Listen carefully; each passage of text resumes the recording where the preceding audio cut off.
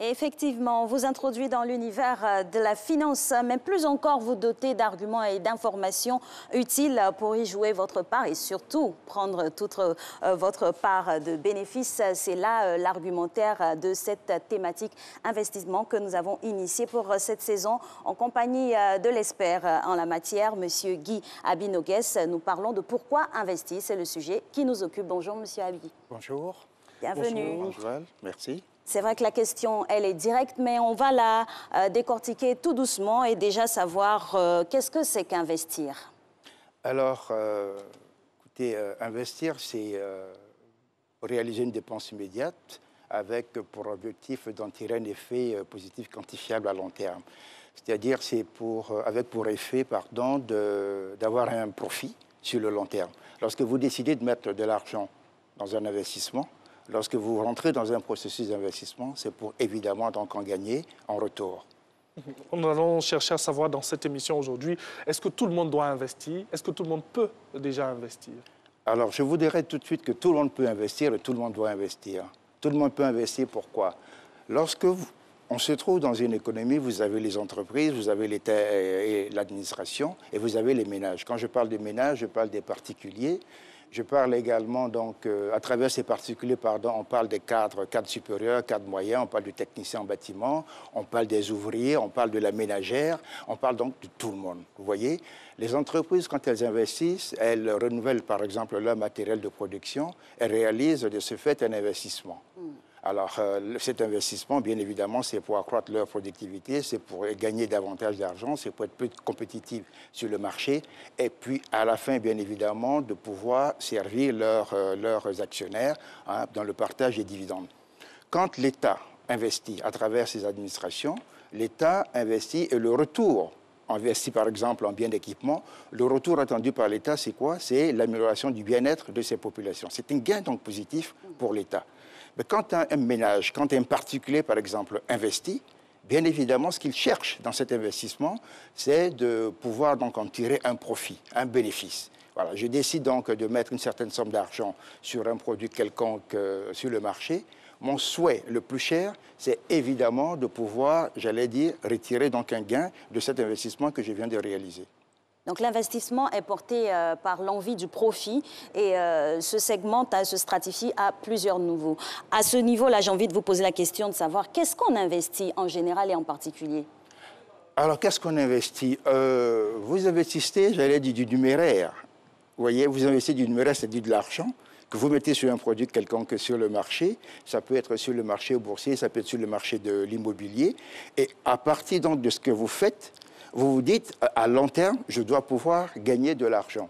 Et si je dois pouvoir gagner de l'argent, il faut que le produit, la somme de départ que je mets dans cet investissement doit être une somme conséquente. Si je n'ai pas cette somme conséquente, il faut que je me force, j'allais dire petit à petit, à mettre de l'argent à côté et avoir donc cette somme d'argent que je suis donc en train de rechercher pour pouvoir réaliser mon investissement. Alors, si dans le cas de figure où nous avons une bonne situation, nous avons un bon salaire, pourquoi ne pas peut-être jouer la carte de la sécurité? La carte de la sécurité, je dirais, ne s'applique pas à tout le monde. Pourquoi? Parce que lorsque vous avez, mettons, 50 ans et plus, évidemment, vous recherchez de la sécurité, vous recherchez de la stabilité, vous recherchez de la sérénité dans vos investissements. Mais quand vous avez 30 ans, quand vous avez moins de 40 ans par là, vous avez du temps devant vous. Vous regardez le long terme. Et votre objectif, c'est quoi? C'est d'améliorer vos revenus à terme. C'est de constituer, par exemple, j'allais dire, une somme, de rassembler une somme d'argent à terme pour pouvoir financer un projet. Vous voulez, par exemple, construire votre résidence principale. Comment vous allez faire? Si vous n'avez pas suffisamment d'argent, vous essayez d'abord, c'est vrai, de vous approcher de la banque. Si la banque ne vous donne pas de l'argent, vous allez rentrer dans la constitution, j'allais dire, d'un plan d'épargne logement, certainement, pour pouvoir donc, à terme, pouvoir donc investir. Vous voyez? Il faut donc réfléchir toujours à long terme pour pouvoir rentrer dans un processus, j'allais dire, d'investissement. Nous allons y revenir, le temps de poser la question à nos intervenants qu'on a rencontrés comme ça dans la rue. Et puis, on va faire preuve de beaucoup de pragmatisme pour associer à chaque profil quel type d'investissement opérer. Parfait. On se retrouve dans quelques instants.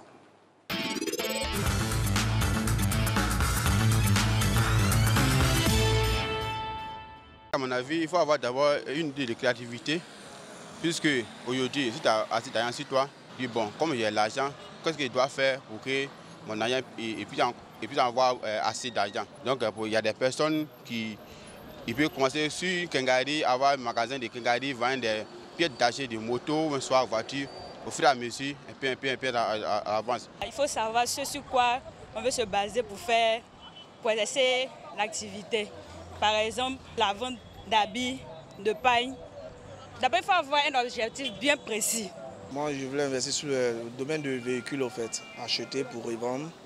Ouais, je me suis renseigné, ceux sont dans le domaine du transport. Voilà, ils m'ont dit que non, à 100%, il n'y a pas de problème, il n'y a pas de risque dedans, en fait, que ça allait marcher. D'essayer que ça va bien donner. C'est-à-dire, si j'achète un véhicule au moins à 3 millions, je peux le vendre à 3,5 millions. C'est ce qui me motive, quoi. C'est pour ça que je me lancer dedans, pour avoir de l'argent. Voilà, on vient de voir et d'entendre toutes ces personnes, connaître l'activité, avoir un objectif, plusieurs activités citées dans cet élément. Monsieur Nogues, existe-t-il un investissement privilégié? Non, il n'existe pas d'investissement privilégié. Quand vous décidez d'investir, c'est par rapport à vos choix personnels. Vous voyez, si moi je considère que l'immobilier est bon pour moi, ce serait donc mon investissement privilégié, ce qui peut ne pas être votre cas. Bien sûr. Moi, par exemple, je vous dis, ce qui m'intéresse aujourd'hui en matière d'investissement, ce sont les actions. Parce que les actions vous donnent des rendements à long terme qui sont vraiment très élevés. Et ça vous permet de fructifier votre capital de départ. Ça vous permet de réaliser une bonne plus-value. Vous voyez? Ce qui ne peut ne pas être le cas, par exemple, d'Alix. Alix peut me dire, écoutez, moi, ça ne m'intéresse pas tout ça. Vous voyez ce qui s'est passé dans ce reportage qui est très intéressant? Chacun a donné les raisons pour lesquelles il souhaiterait investir. Donc, vous voyez, les raisons sont multiples. On peut investir, par exemple, pour financer l'éducation des enfants. On peut investir pour préparer sa retraite. On peut investir pour protéger sa famille, la mettre à l'abri donc de l'argent à l'avenir. On peut investir pour se constituer un patrimoine. Lui, le dernier qui est passé, a dit qu'il veut investir, notamment pour s'acheter un véhicule. Vous voyez? Donc, les raisons sont multiples. Il va falloir simplement que vous définissiez, vous arrêtez votre motif d'investissement dès le départ et par rapport à cela, vous mettez en place votre plan d'investissement. Alors, les raisons sont multiples, mais il y a des personnes comme ça qui investissent dans plusieurs domaines. Est-il bon d'investir dans tous les domaines? Si on a les moyens. Oui, si on a les moyens. Je souris parce que ce que vous dites, vous parlez en même temps du principe de la diversification. Oui. Vous voyez, si ces personnes-là le font, c'est parce qu'elles essaient de diversifier leur portefeuille d'investissement. Ce qui est d'ailleurs recommandé. Vous ne pouvez pas investir, mettre, comme on dit, tous les œufs dans le même panier.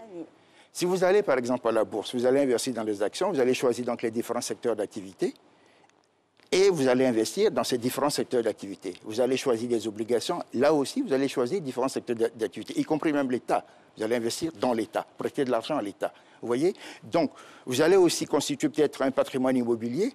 Tout ça va être, comment dirais-je, va constituer votre portefeuille d'investissement. Vous voyez que vous êtes présent sur plusieurs classes d'actifs en même temps. Et c'est ce qui est recommandé et c'est ce qui est recommandable. Alors, avant qu'on ne parte pour l'élément qu'on a pu découvrir, là, j'étais plutôt intriguée et même interrogée quant à la question des différents profils des agents économiques. On va faire preuve de beaucoup de pragmatisme et puis prendre des exemples concrets et précis pour des personnes oscillant entre 25, 30, 40, 50 ans. Comment opérer son investissement et sur la base de quoi? Alors, quand vous parlez de profils, notamment les profils relatifs aux investisseurs, effectivement, il y a trois gros profils. Pour ce type d'individu, ce profil est un profil agressif ou un profil dynamique. Parce que là, ils sont prêts à prendre des risques sur le marché. Je vous ai dit, l'élément déclencheur, c'est toujours le long terme. L'élément déclencheur, c'est toujours le long terme. Alors, un agent économique qui a entre 20 et 30 ans, il a la vie devant lui. Vous voyez, il est prêt à prendre des risques beaucoup plus importants pour gagner beaucoup plus. Et qu'est-ce qu'il investit précisément? Avec quoi comme capital? Il va investir à partir de ses revenus. Vous voyez, s'il travaille, qu'est-ce qu'il va faire? Vous savez, de manière générale, ce qu'on assiste, quand les gens perçoivent leur salaire, ils commencent à s'occuper d'abord de toutes les dépenses, j'allais dire quotidiennes, les dépenses mensuelles, et puis à la fin, on dit, bon, ce qu'il va rester, on verra ce qu'on peut en faire. Malheureusement, ce qu'on peut en faire, c'est toujours dépenser. Vous voyez, on ne pense pas, à contrario, dire, OK, je prends 15% par exemple de mon salaire, je mets dans mon portefeuille d'investissement. Ensuite, j'en choisis, je retiens par exemple 10% que je mets dans une épargne de précaution pour faire face à des coûts qui pourraient se présenter donc, à tout moment. Et puis le reste, je couvre toutes mes dépenses mensuelles avec. Vous voyez, à partir de là, vous êtes engagé dans un véritable processus d'investissement. Vous voyez? Tout à l'heure, vous parlez de profil d'investissement, je voudrais compléter la réponse. Vous avez ce qu'on appelle aussi des profils prudents. Le profil prudent, c'est le monsieur qui se dit moi, je ne veux pas du tout prendre de risques sur le marché, donc moi, je vais acheter des obligations et puis je vais percevoir des intérêts tous les ans, puisque je connais donc le taux de ces intérêts-là. Je vais percevoir donc mon revenu régulier et je suis tranquille avec. Vous voyez? Ensuite, vous avez ce qu'on appelle le profil équilibré. Il se dit bon, on va essayer de prendre davantage de risques. Je vais avoir donc une partie de mon portefeuille qui va être composée d'actions à 50%, une autre partie qui va être composée d'obligations à 50%, et je touche un peu à tout. Je prends un peu plus de risques.